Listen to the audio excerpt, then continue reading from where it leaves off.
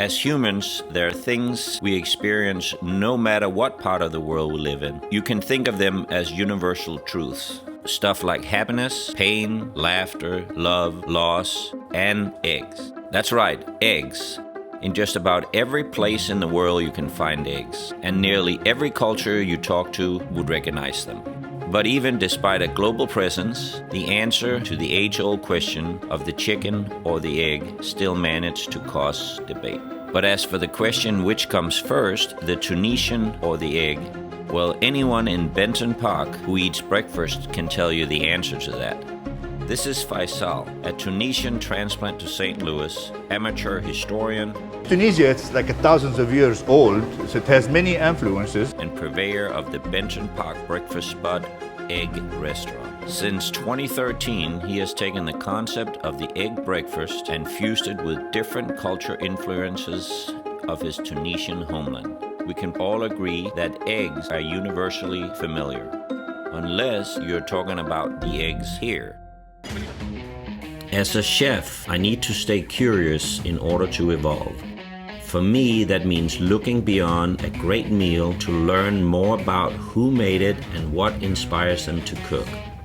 Every great city has great food. I'm going on a journey around the world right here in St. Louis to find good food and experience other cultures. I'm on a quest to find passionate chefs who cooks from the heart. Because food is love. It's gonna be delicious. Food is love. Love your food. Mid-spring, life is moving along at its usual pace in the big city. Up early, I find myself elbow deep in harissa learning the lines in the kitchen of Egg Restaurant. Faisal, one of the owners at Egg, is getting me familiar with the menu before our planned return trip 1 week later to film this very episode. Then it happened. In response to the pandemic, the world seemingly came to a halt. We were naive in the beginning, thinking in a few weeks we would be back on schedule, but it got worse. The city of St. Louis, like the rest of the world, were in some form of quarantine. Cases began to rise as the medical community struggled to keep up. Restaurants and businesses had to learn to operate under very limiting restrictions or completely shut down in some cases. Many will never reopen. There are others still who, against the odds, are making it work. It's been well over 3 months, but I'm coming to have breakfast with Faisal to get his thoughts on the current state of things. So business-wise, how are you doing now with all these restrictions, COVID restrictions? Not good. Every customer costs you more now. Take safety precautions, but come out and support the restaurants. It's tough. I'm super grateful for our platform of friends and customers. They kept patronizing with us. They become the core of this business for me, Yeah. because no matter what, there is always support. With that particular support, Yeah.